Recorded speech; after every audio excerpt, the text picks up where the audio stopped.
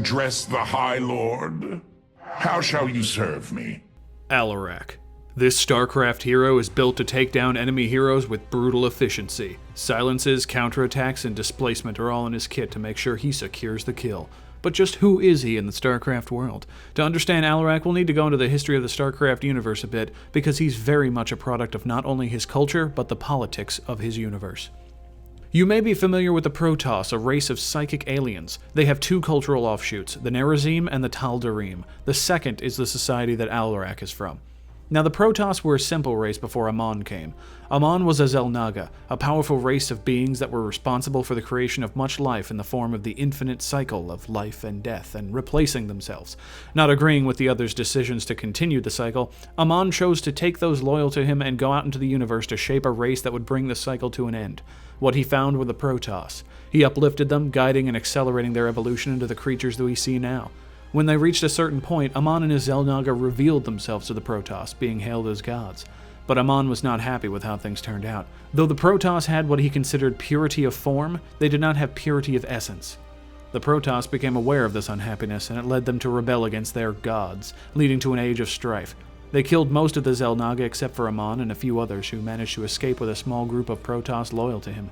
This group, able to develop their own culture away from the main group of Protoss, modeled their society after what they thought Amon's ideals were and became the Tal'darim that Alarak is descended from. Tal'darim society is a ruthless class-based system. This system is based solely on combat prowess. You are expected to be obedient to those above you and dominant to those below you. That being said, the Tal'darim society allows movement so long as the position above you is vacated by death of that individual, or you kill them in a ritualistic duel known as the Rakshir. Attacking or killing a superior outside of this duel is forbidden and punishable by death. In this way, they hope to give glory to Amon, as they believe nothing is better in his eyes than the frail dying so that the strong can survive. Alarak is a prime example of the cold ruthlessness in this society. From behind the scenes, he orchestrated the deaths of over 300 of his people above him in rank, and in doing so soared in rank to replace them. Though he was certainly suspected, no one can provide proof it was his doing, and therefore he retained his rank.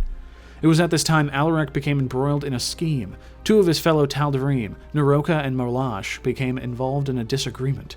Naroka had received information that led him to believe the entire society's premise around Amon was wrong. They believed that Amon celebrated the strength of the winners. In truth, Amon only mocked them, and only celebrated those who died. Death was the only path Amon believed in, as he wanted to end the infinite cycle, and the renegade Xel'Naga made plans to wipe out the universe and remake it into what he believed was the correct way. This information brought him into direct conflict with Molash, leader of the Tal'darim and the only person who could correct his people's course.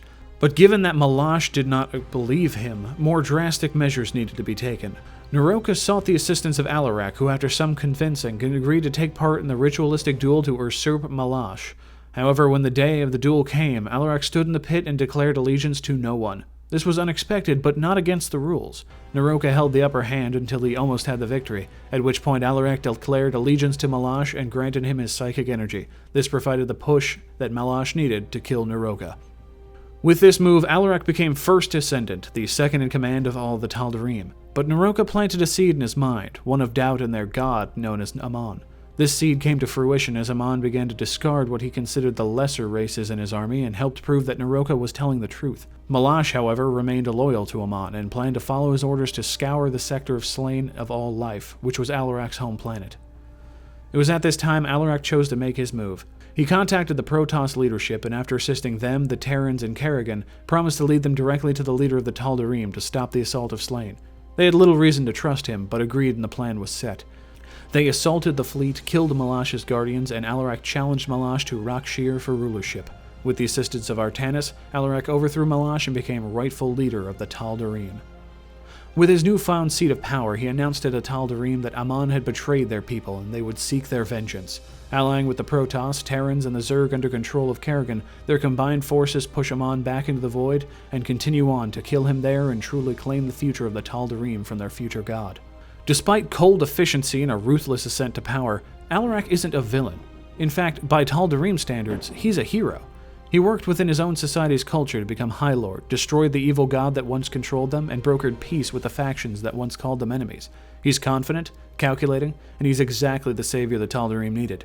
That being said, he may be problematic for the Starcraft universe and the Nexus. He still holds the ideal that the strong must prevail and the weak must die. He cares little for the idea of freeing his people from Amon. Rather, he's more concerned with controlling them in his absence. Despite being diplomatic and in some cases outright helpful, there's only death for those who cross him.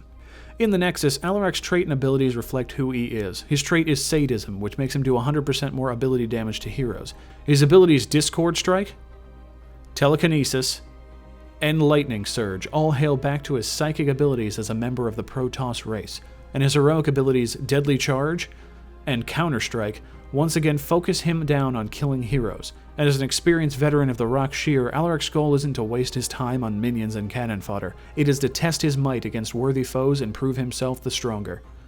Alarak is a fantastic addition to the Heroes of the Storm roster. Now that you know who he is and what he's about, go out there and show the heroes of the Nexus who truly belongs on top. Thank you all for watching. If you enjoyed this video, please hit the like, share, and subscribe buttons, and take care, everybody.